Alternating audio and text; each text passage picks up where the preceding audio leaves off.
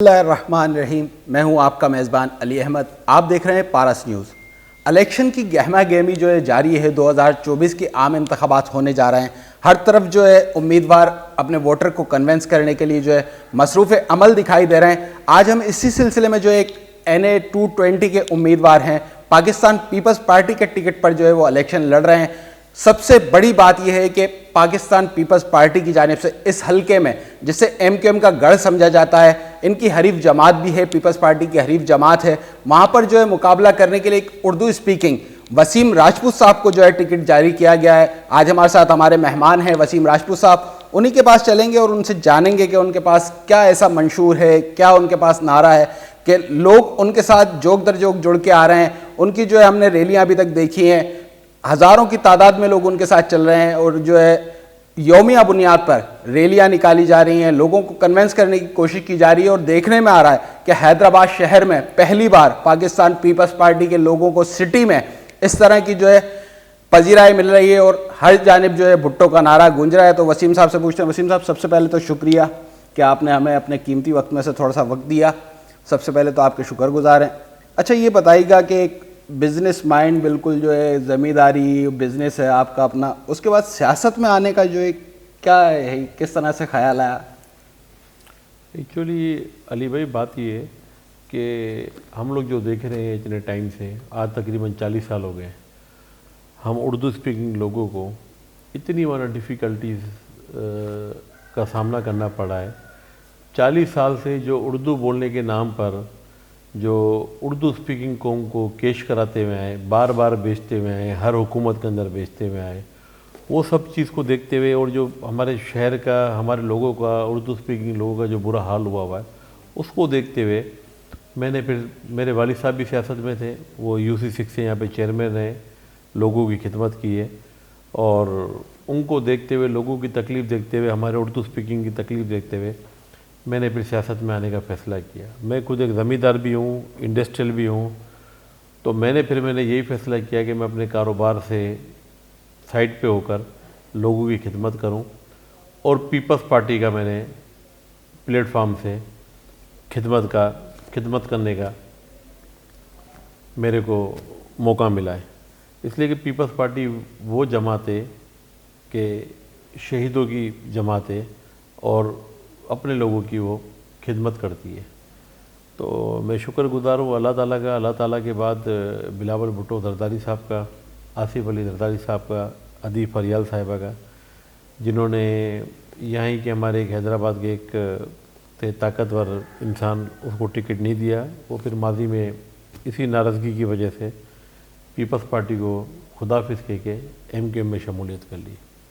नाम लेना मैं मुनासिब नहीं समझता, मैं, आप समझ गए होंगे मेरे इशारा। बिल्कुल बिल्कुल। तो कहने का मतलब ये है कि आप हमारे हैदराबाद शहर का आप हाल देखें। अभी लास्ट चक्कर जो टाइम था इमरान नियाज़ी साहब का 3.5 साल का, और उसके बाद फिर 1.5 साल का PDM का, हमारे एक एक MNA को 1-1 अरब रुपया दिया गया। माना ये बनते 5 साल के 5 अरब रुपये, 4 अरब रुपये, 4 MNA को, 2 MNA को 4 अरब माना। अब आप मुझे एक बात बताएं, अगर 1 अरब भी हमारे शहर पे लग जाता, ये टूटी हुई सड़कें, ये टूटी हुई नालियाँ, हर जगह आपका पीने का माना ख़राब पानी, और दूसरी पता नहीं कितनी चीज़ें हैं, हमारी बिजली का सिस्टम, लोड शेडिंग, माना क्या क्या चीज़ें मैं आपको गिनाऊँ। अच्छा वसीम साहब, उर्दू बोलने वालों की खिदमत के लिए आपने जो है ये बेड़ा उठाया कि आप इलेक्शन में आ गए, अब कामयाबी के लिए आप जो है कोशिशें कर रहे हैं। तो दूसरी भी जमातें हैं, TLP भी है, PTI भी है, जमात इस्लामी भी है, पाकिस्तान पीपल्स पार्टी को ही क्यों आपने जो है इंतखाब किया? कि सर देखिए, पाकिस्तान पीपल्स पार्टी वो भाई जमात है जो अपने वर्करों की, अपने कारकुनों की और आवाम के अंदर आपको पता है कि पीपल्स पार्टी की जो मकबूलियत है और पीपल्स पार्टी ने जो प्रोजेक्ट किए हैं, और उसके अलावा मेरे को समझ में नहीं आ रहा था मैं किसी और जमात में जाऊँ। मैं ये वही जमात है जो आवाम की खिदमत करती हुई आई है, खिदमत की है, इसी जमात की वजह से मतलब यानी कि आप देखेंगे शहीदों की माना वो है सियासत के लिए ये माना लोगों की खिदमत की वजह से मोहतरमा बेनज़ीर भुट्टो साहिबा शहीद हो गई और ऐसी कई मिसालें भुट्टो साहब को शहीद किया गया सिर्फ आवाम की खिदमत करने की वजह से। और लास्ट का जो हमारा जो टेनओवर रहा है पाकिस्तान पीपल्स पार्टी का बेहिसाब माना खिदमत की है। अच्छा, और 15 साल से जो है मुसलसल जो है सिंध में जो है हुक्मरान जमात रही है पाकिस्तान पीपल्स पार्टी। जैसे आपने बात की इस्तेहसाल की, तो इस्तेहसाल अगर है तो हमारे यहाँ तालीम का भी फुकदान है, सेहत के जो मसाइल हैं वो ज़्यादा गंभीर हैं, सिटी का जो हल्का एक वो हमेशा से गढ़ समझा जाता है, आपके मुखालिफ में वसीम टू वसीम मुकाबला समझा जा रहा है इसको, हालांकि जो है दीगर 4 जमातों के भी उम्मीदवारान हैं मैदान में, लेकिन मुकाबला जो सख्त है वो MKM और पीपल्स पार्टी के माबेन ही है। वसीम व मुकाबला वसीम हुसैन पहले भी MNA भी रहे, MPA भी रहे, तो उनके मद्दे मुकाबिल आने के बाद आप क्या समझते हैं कि लोगों को किस तरह से कन्विंस करेंगे? आपके पास ऐसा क्या है कि ग्राउंड्स हैं, हमारे अस्पताल हैं, डिस्पेंसरियाँ हैं, उनको किस तरह से मैनेज करने का कोई प्लान तैयार है? सर देखिए मैं आपको बताऊं, वसीम टू वसीम, अब वो तो हर चीज़ अल्लाह ताला के हाथ में है और इंशाअल्लाह ताला हैदराबाद की आवाम पीपल्स पार्टी के में मेरे जैसे कारकुन को रिस्पॉन्स दे रही है, चाह रही है, चेंजिंग चाहती है। मैं आपको बताता चलूँ अली भाई, 2002 से लेके 2008 तक ये लोग मुशर्रफ साहब के साथ रहे। उस टाइम पे लोगों के पास जिसे कहते हैं कि मना टॉप की वजारतें थी, वो फेडरल हो या सिंध गवर्नमेंट हो। हेल्थ के हवाले से इन्होंने क्या किया वो आपके सामने है।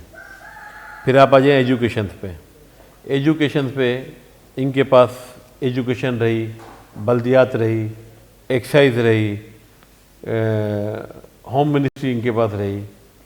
हम लोगों को उर्दू बोलने वालों को उन्होंने नौकरियाँ क्या दी? स्वीपर,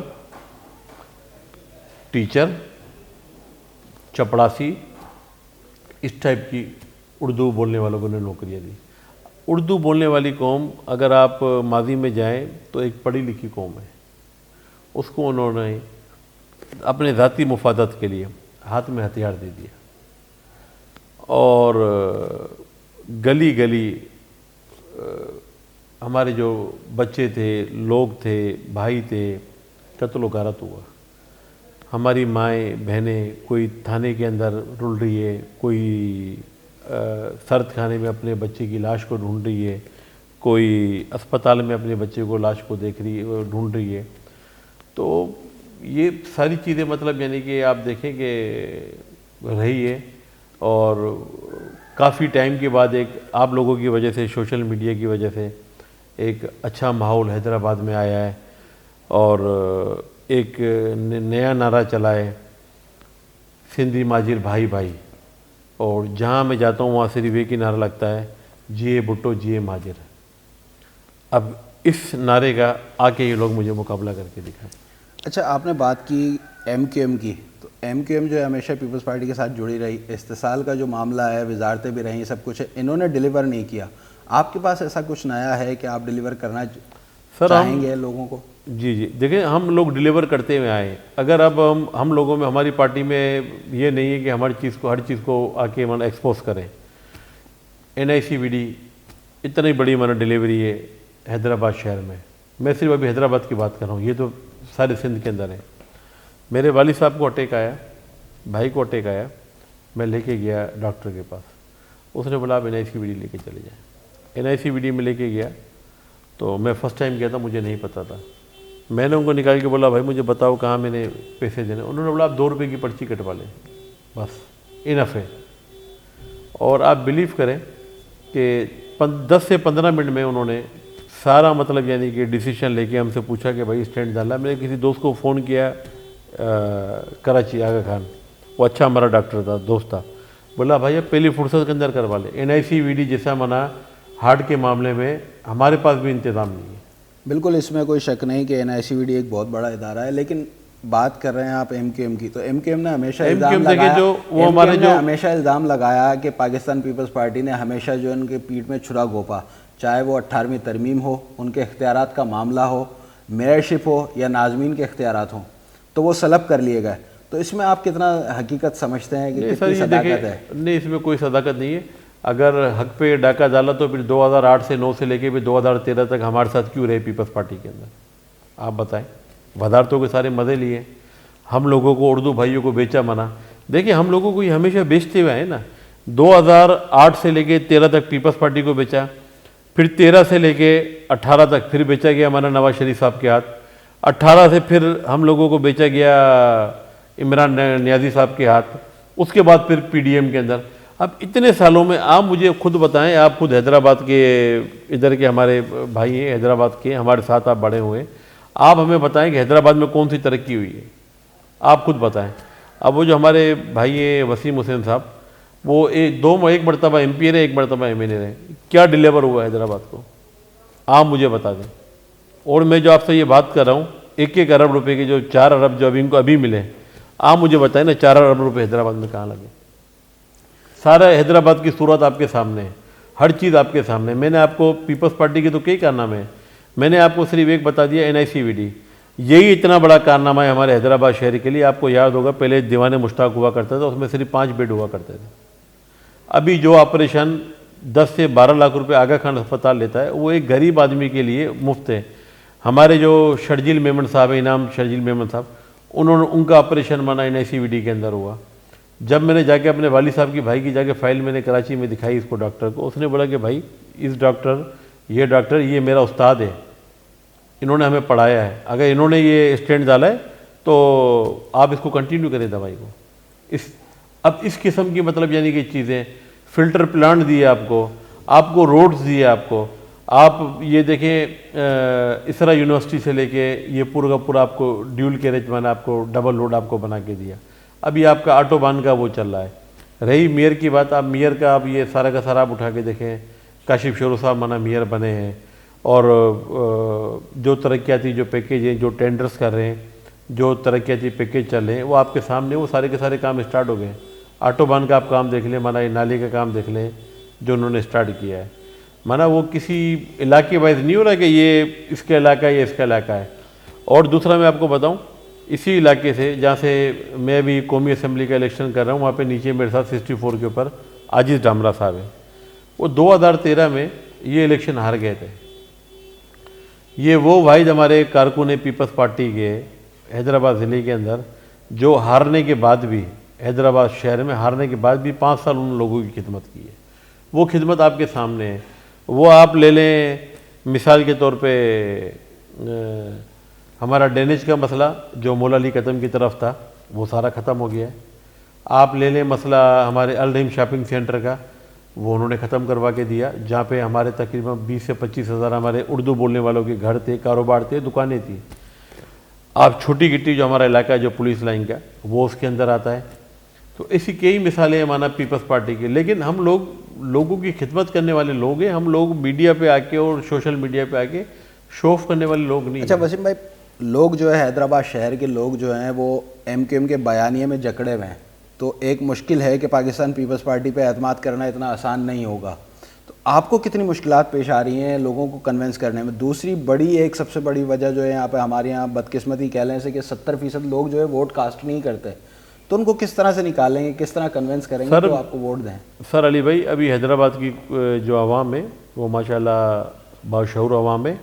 2018 वाले इलेक्शन में और 2024 वाले इलेक्शन में ज़मीन आसमान का फ़र्क है। माशाल्लाह आप लोगों की मतलब यानी कि सोशल मीडिया के थ्रू, और ये हमारे जो ये आप ये देख रहे हैं ना, ये मोबाइल, ये बड़ी चेंजिंग लेकर आ गया है। बच्चे के पास ये चीज़ें, तो हैदराबाद की आवाम इंशाअल्लाह ताला काफ़ी चेंज हो गई है, अपने हुकूक को जानती है, अपने हुकूक लेना चाहती है, और वो चाहते हैं कि हैदराबाद के अंदर मतलब चेंजिंग आए। और एक उर्दू बोलने वाला भाई को टिकट मिली ऊपर से।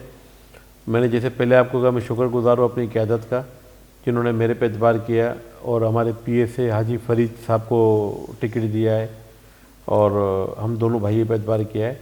और इंशाअल्लाह ताला 70% नहीं, मैं आपको बोलता हूँ कि इंशाअल्लाह ताला 80% 90% मतलब लोग निकलेंगे और हम लोगों को वोट कास्ट करेंगे, क्योंकि उनको पता है कि ये हैदराबाद के बच्चे हैं। मैं एक हाई रोड पे रहने वाला कारकुन हूँ और हाजी फरीश कुरैशी साहब मनाफंदी में रहने वाले कारकुन हैं, और हम लोगों तक लोगों की जो रसाई है वो बहुत आसान है।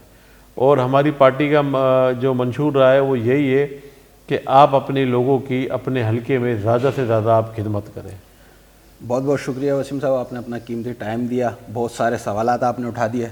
नाज़रीन कराम, अभी इंतखाबात में 14 दिन बाकी हैं, ये गहमा गहमी इसी तरह से चलती रहेगी, कारकुनान जो है अपना जोश वलवला दिखाते रहेंगे। वसीम राजपूत साहब ने जो है पाकिस्तान पीपल्स पार्टी के टिकट पे जो इलेक्शन लड़ रहे हैं, उन्होंने अपनी हरीफ जमात MQM पाकिस्तान के लिए बहुत सारे सवालात खड़े कर दिए हैं। हम कोशिश करेंगे कि इसी चैनल के ज़रिए उनसे भी जवाब तलब करें, उनसे पूछें कि जो सवालात उठाए गए हैं उसका जवाब उनके पास कुछ है या नहीं। इंशाल्लाह फिर आपकी खिदमत में हाजिर होंगे। हमारे चैनल को सब्सक्राइब कीजिएगा, लाइक कीजिएगा, शेयर कीजिएगा और हमें दुआओं में याद रखिएगा। बहुत बहुत शुक्रिया। अल्लाह हाफ़िज़।